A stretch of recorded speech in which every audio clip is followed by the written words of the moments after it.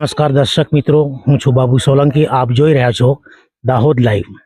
આજે અમે આવી પહોંચ્યા છીએ સરસવા પૂર્વ ગામે, જેમાં ફતેપુરા તાલુકા સુખસર તાલુકાના નિંદકા પૂર્વ, મારગાળા તથા ઝવેરસી સિંચાઈ તળાવો આવેલા છે, જ્યાં નિંદકા પૂર્વના સિંચાઈ તળાવની હાલત છેલ્લા 20 વર્ષથી કંડમ હોવાનું ગ્રામજનો દ્વારા ફરિયાદ ઉઠતા લઈએ તેમની મુલાકાત.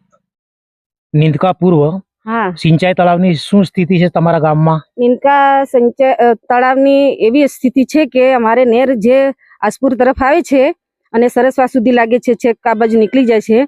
અને હજી બી આજે 25 વર્ષ થઈ ગયા, ત્યાં બી હજુ કોઈ અમારે પાણીની સુવિધા નથી. આજ દિન નથી સુવિધા.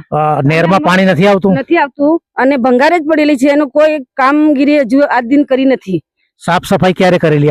બહુ વર્ષો થઈ ગયા. કેટલાક વર્ષો થયા? લગભગ 15-20 વર્ષ થઈ ગયા છે. હજુ આજ દિન હજુ કામગીરી નથી કરી. તમારી માંગણી શું છે? અમારી માંગણી એવી છે કે આ કાં તો પાણી આપો, કાં તો રસ્તો બનાવો, એટલે માણસોને બી અવર જવર રહે અને બધી રીતે અમને સુવિધા મળી રહે. એમ અહીંયાથી અહીં જવાનું ગમે તે રસ્તા મને સુવિધા મળી રહે એમ. ને આજે ચાલુ સરકાર છે તો બી હજુ અમને કોઈ એની કામગીરી હાથ ઉપર લીધી નથી. ઝાલોદ નાની સિંચાઈ હસ્તકની નિંદકા પૂર્વ તળાવની કેનાલ જે આસપુર અને સરસવા તરફ જાય છે, તેની હાલત શું છે તે આસપુરના ગ્રામજન પાસેથી સાંભળીએ. જ્યારથી આ તળાવ બનાવ્યું અને આ કેનાલ નીકળી ત્યારથી અમારે આગળ જે કેનાલ બનાવી એના પછી થોડા 1-2 વર્ષ પાણી આવ્યું. એના પછી આજ સુધી 25 ઓછામાં એટલા વર્ષ થઈ ગયા છે, ત્યારથી પાણી જ નથી આવ્યું. અને જો અમારે આ કેનાલમાં અમારી જમીન જેલી છે તો પાણી આવે તો અમને સારું વળતે, કારણ કે અમે એટલા કુવા ખોદ્યા તે પાણી અમને બરોબર મળતું નથી. અને કેનાલ જો ચાલુ થાય તો અમારા માટે સારું રહે. અને નહીં તો સરકાર આ કેનાલો ચાલુ ના કરે તો આ ખાલી ખોટી અમારી જમીન પડી રહેલી છે. તો અમારી જમીન પરત કરે તો અમારે સારું છે. અમે કારણ કે અમે આટલા વર્ષોથી કઈ પાણીનું કઈ લાભ જ નહીં મળતો, કઈ નથી. અમારી ખોટી જમીન ઘેરાઈ રહી છે, બરાબર. તો આ જમીન અમારી પડતર છે, અમને પાછી સુપ્રત કરી દે સરકાર, બરાબર. જે તે માનો કે નાની સિંચાઈના જે અધિકારીઓ છે તેમને તમે શું કહેવા માંગો છો? એમને કહેવા માંગીએ છીએ કે કેનાલ ચાલુ થાય તો સારું, ને તો પછી જમીન પરત કરી દઈએ, પરત કરો સરકારને.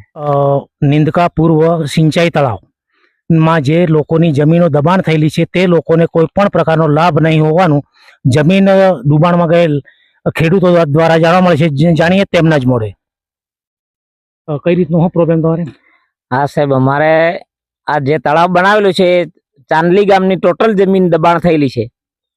નિંદકાની જમીન બિલકુલ દબાણમાં નથી અને અમારા ગામને કોઈ પણ જાતનો લાભ મળેલ નથી આજ દિન સુધી. અમે પાણી જોઈ શકીએ પણ ઉપયોગ કરી શકતા નથી. વર્ષોથી અમારું ગામ આવી રીતે પડેલું છે પાણી વગર. તો અમને અમારી જમીન ડૂબાણમાં ગયેલી છે, અમે વેરો ભરીએ છીએ, બધું આટલું સહન કરવા છતાં અમને કોઈ પણ જાતનો પાણીનો લાભ મળતો નથી. તમે આ બાબતે કોઈકને રજૂઆત કરી હતી? રજૂઆત સાહેબ કરેલી 1-2 વાર.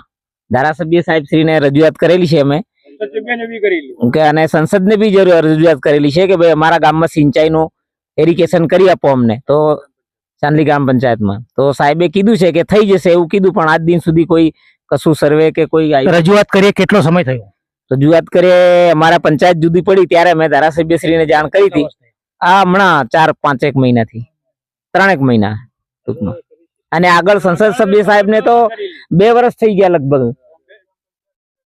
બીજા નંબરે કે જે તમે હમણાં વાત કરતા કે અમારી જમીન જે થોડી ઘણી રહી સહી છે એમાં એરિગેશન બનાવવાની કોશિશ પાણી પુરવઠાના અધિકારીઓ કરે છે અને અહીં આવ્યા પણ હતા, એ સાચી વાત છે? હા સાહેબ, પેલા આયા હતા, અહીંયા બધું જોઈ ગયા સર્વે કરવા, પણ અમે ના પાડી કે ભાઈ અમારે ચાંદલી ગામને પાણીનો લાભ મળશે તો જ અમે કરવા દઈશું, બાકી અમારા ગામને લાભ ના મળે તો અમે કોઈ પણ જાતનું અહીંયા કોઈ મશીનરી નાખવા ના દઈએ સિંચાઈની.